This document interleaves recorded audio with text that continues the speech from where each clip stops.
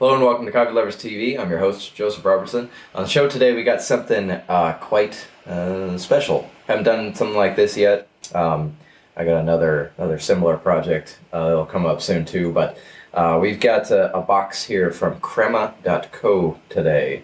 The lovely folks at Crema sent me one of their little sample box things. Comes in a box. Ooh, coffee. And there's a bunch of coffees in here that I haven't had. So today I'm going to be having a taste of all of these coffees, and you're going to come along with me. So I'm going to kind of try to move fast through it because it's going to take me a little while to brew and taste all four of these. There are four little sample bags that come in each of these. Now, Crema's pretty fun. There are a number of different sort of subscription box style coffee businesses out there, and they all kind of do, at least the really good ones do something a little bit different. Crema has this really interesting brew list where as you enjoy coffees and you're able to make some notes on your experiences, they will kind of adjust and show you your sort of taste profile over time, and then adjust the recommendations that they give to you based on what you've enjoyed in the past. So that's kind of a fun experience. Let's see, we got this fun little handbook. I'm not sure if they're putting this in all of their boxes now. It's actually this really beautiful little book. It's just got a bunch of information on coffee. You can learn about single origins. You can learn about roasting, coffee processing, people in coffee, and some good short little guides on brewing it. A French press, pour over. They use the V60 as the example in the pour over here. There's a Chemex and an auto brewer. So really cool little handbook. We're gonna get cracking on the first of these coffees. And what's first? Okay, Passion House Coffee Roasters. I've not had anything from Passion House. This is a Guatemala Finca Jasmine. The description is chocolate, honey, and apple crisp. Should be fun. We're gonna smell the aroma first, and then the dry aroma, and then get into brewing. Sweet. Got a bit of sort of boozy sweetness, maybe a little like fermentation. You know, I can kind of smell the green. There's a bit of the apple, there's the honey. That smells really good. Okay, I actually don't know how much is in one of these little bags. So I'm going to find out right now. I'm guessing this is like 2 ounces. And 2 ounces would give you,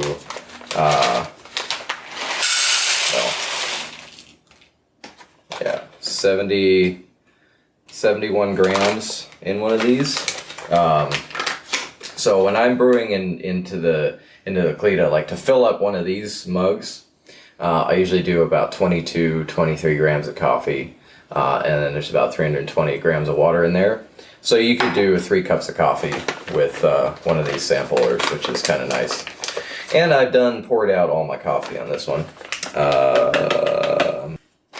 All right, that's better. So I just spent a little awkward minute getting most of the coffee back in here. So I'm gonna do about 22 grams of coffee here to about 340 grams of water. It's about 15, somewhere between 15 and 16 to 1.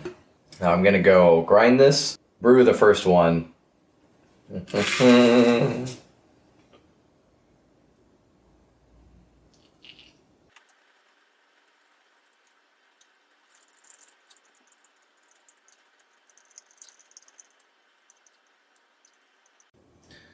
Alrighty, so it's pretty light looking coffee in the brew. It's also pretty light looking in the roast. Fair to say it's a lightly roasted coffee. There's that sort of boozy fermented smell up front. I don't think fermented is the wrong word. It's like green coffee has a particular aroma to it, and I can kind of smell the green on here. It also disappears and turns into that apple. So first hit right away is a lot of chocolate. Chocolate's really good. That's really cool. For a light roasted coffee, it's got some like deep chocolate richness. Oh, it's nice. Passion House, good job. Chocolate, honey, and apple crisp is a pretty good description of this. Cheating a little bit looking at the descriptions. I guess cheating. I don't know. It's not really cheating. The thing about looking at coffee descriptions is when someone tells you that a particular coffee tastes like something, it's so much easier to find that in there. So if my goal here was to learn for myself from a vacuum what the tastes are in these, then I would want to do this kind of as a blind sort of tasting. But I'm not really interested in that. I'm just curious about tasting these 4 coffees, just to see. I'm curious what kind of range is in the box as well, because that's the kind of thing when you get boxes of coffee is what kind of range of flavors are there, who is this box going to, and what is that person's goal. Like if I order a box of coffee, what's my goal with that? Am I interested in exploring different coffees? Am I trying to find? I think a lot of people maybe who are getting the subscription boxes, just the average coffee drinkers, just looking to explore what's possible in the world of coffee. And so I think you kind of want a broad range in the box, because if you get a box of a bunch of light coffees and you just don't like the acid balance of lighter roasted coffees, then you're in for a huge amount of disappointment. So that's interesting. The chocolate kind of disappears into, it's just apple and honey as this cools. So it turns a lot more tea-like as it cools. I probably shouldn't drink, if I'm going through 4 coffees here, I'm going to get really wired. But just want to try a little more of this. Maybe what's happening is as the coffee coats my palate, the chocolate's disappearing, and the brighter parts of this coffee are really coming out. And that's now what's dominating, is that kind of apple brightness. So yeah, it's a nice light roasted coffee. It's really delicious. All right, so that was the Passion House. This says light/medium on it. I would just say straight up light. I'll say straight up light roast on this. Medium, light, medium. Let's try the, so we got 2 light mediums. We got a medium and a dark. I just so happened to try one of the lighter ones first, which is a good thing. We're gonna try the next one is by Mast. I haven't had anything from Mast yet. This is a Rwanda Simbi red grape, spring honey, and juicy. So that's it's pretty good from Rwanda. Be excited to try this one out. I'm gonna clear this out and then open this and take a whiff, and then we're gonna brew this coffee. So I'll be right back. All right, here we go. The Mast roasters, Rwanda Simbi. Coffee number 2.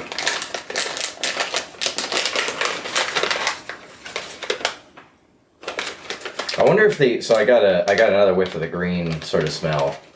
Much different than this one, but I can still smell the kind of green. I wonder if that's a factor of being in the sealed bags, because I bet it's gonna be gone now. It's still there a little bit. Interesting. Popcorn.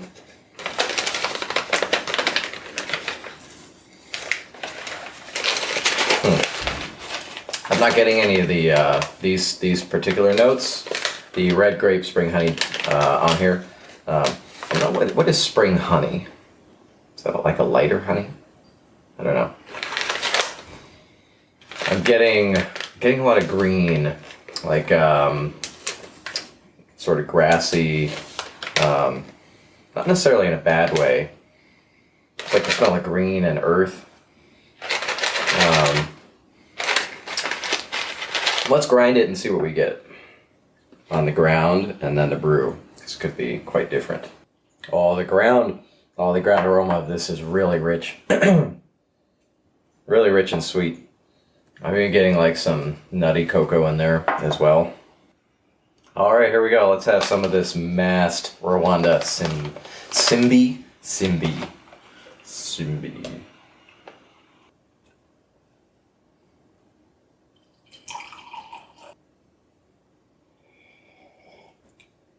Tart. Not in a bad way. Let me rephrase. There's a brightness up front. Kind of catches the edges of the tongue. Like very ripe green apple, something like that. And I know this says red grape and spring honey. Maybe when it cools. I'm not seeing... I still don't know what spring honey is. I definitely get honey aromas off of this, for sure. Oh, there's the juiciness. It's interesting trying to explain what juiciness in coffee is. I mean, the best way I can explain it is how when you bite into a really juicy bit of fruit, how it just kind of explodes in flavor and it's just juicy. I know that's a physical like description of fruit, but the taste of this, even though a cup of coffee is a cup of coffee, right? Like, how can this be juicier than something else? There's something about the way the flavor just dances around that makes me think juicy, whereas other coffees can be more dry, I guess. As far as red grape goes, I'm not catching it. I bet as this cools, it'll turn kind of wine-like. I think maybe it's the tartness level that's keeping me off red grape. But I could definitely see a grape or a cherry. It's actually really tough to describe this one. It's delicious. It's definitely more medium than the Passion House in the Guatemala. This one was definitely a light. This fair to say medium light. I'm gonna find another cup to pour some of this in because I want to taste it when it cools off. And then I'm just going to get on to brewing the next one so we can keep rolling with these. So that was the masked Rwanda Simbi. So we've had the Passion House Guatemala, the masked Rwanda, and now we're on to the Old Soul Company Brazil Alta Vista. They describe this as milk chocolate, pecan, and citrus, and as a medium roast. So let's give it a good smell. And it smells like a really good Brazil. One of the things I like about Brazil coffees, they often smell like just like sweet peanut butter. I remember one of my favorites was like sticking my face in a bag of Reese's peanut butter cups. This one's not quite like that.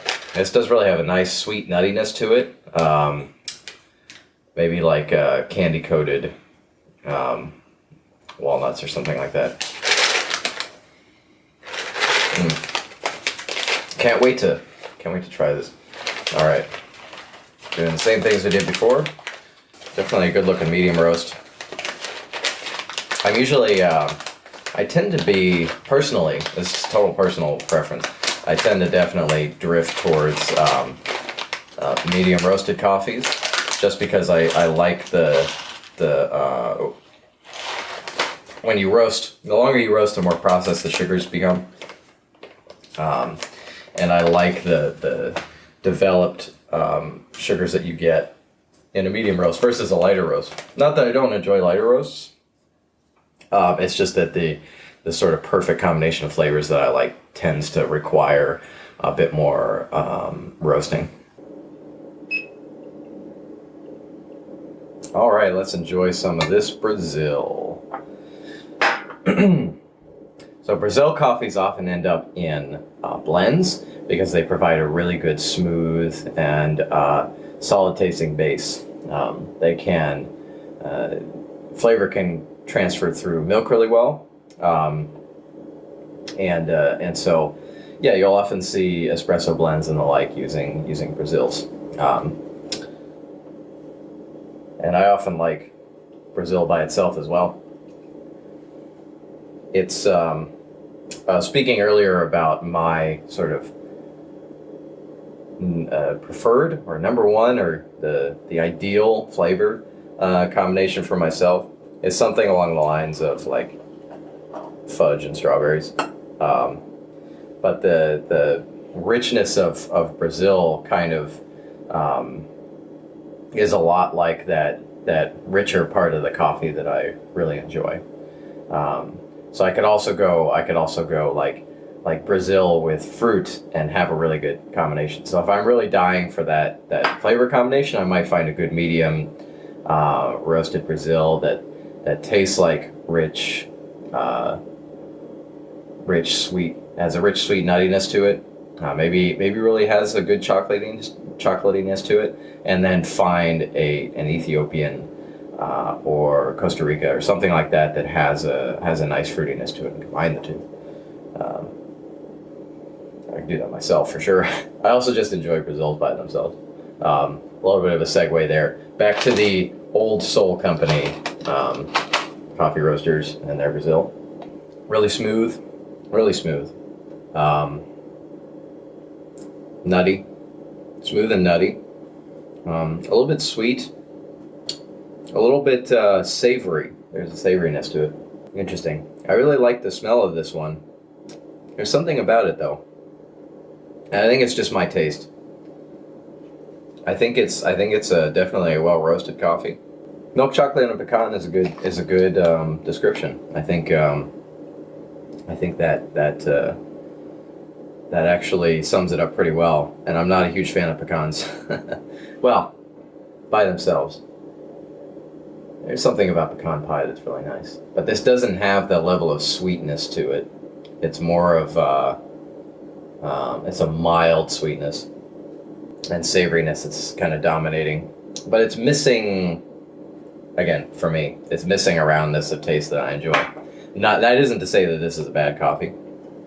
I think this is a well-roasted coffee. It's really smooth. I'm not getting any bitterness on this. Not any unnatural bitterness. It's always a weird conversation talking about bitterness in coffee. When you start drinking a lot of coffee, there's a natural layer of bitterness that just kind of you stop noticing altogether. Citrus? Maybe. There's something bright trying to peek its way through, but I'm not picking up on it too much. Other than maybe it's contributing to the part that's off to me, and that maybe there should be something bright and fruity sweet to this, but there isn't. I don't know. I want to try it one more. Like I said, this is an excellent roast. Just not to my personal taste for the most part. Well, as it cools, it does get nice and smooth. I bet this would make a really nice espresso.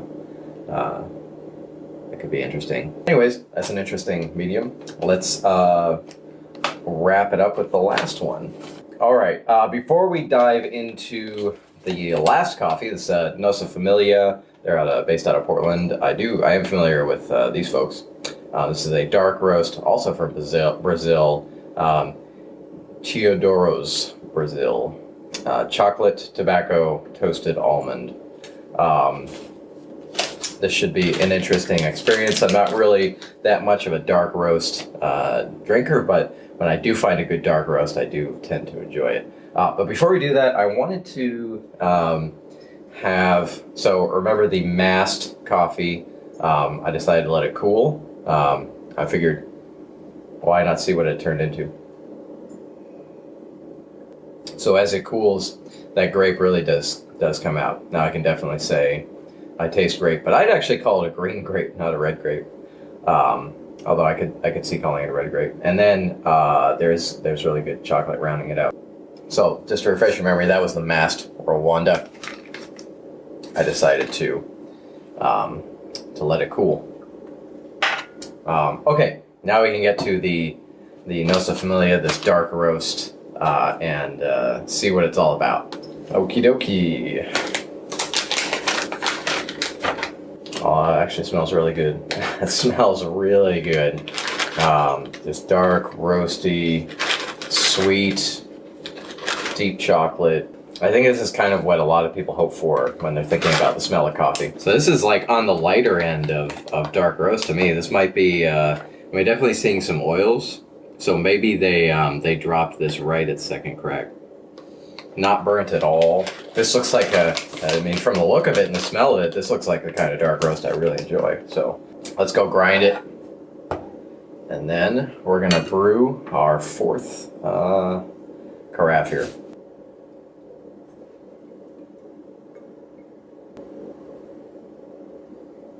It's odd. It has this kind of almost. This is gonna sound really bad, but this is my first honest reaction. Kind of this almost solvent-like aroma to it. I think it just needs to cool a little bit, because that's gone completely now. And now I'm just smelling a smooth sweetness. And I wouldn't just smelling the brew. I wouldn't label this as a dark roast. I would label it as a good medium dark, just because it doesn't the aroma in here doesn't have the sort of roasty characteristics that I usually associate with the dark roast. Definitely nothing burned. Smooth and sweet. And maybe some of that roasty is poking through. Maybe that's where that kind of my reaction on the solvent sort of thing, maybe that's where that kind of came from. Odd reactions in coffee, yes. When tasting it, I definitely get dark roast. It's thick on the tongue. Dark chocolate. I bet this would be amazing in a French press. I feel like something is being taken out slightly. Maybe we want some of those oils in here, but I can taste a bit of the roastiness in here. So that's good though. That's good.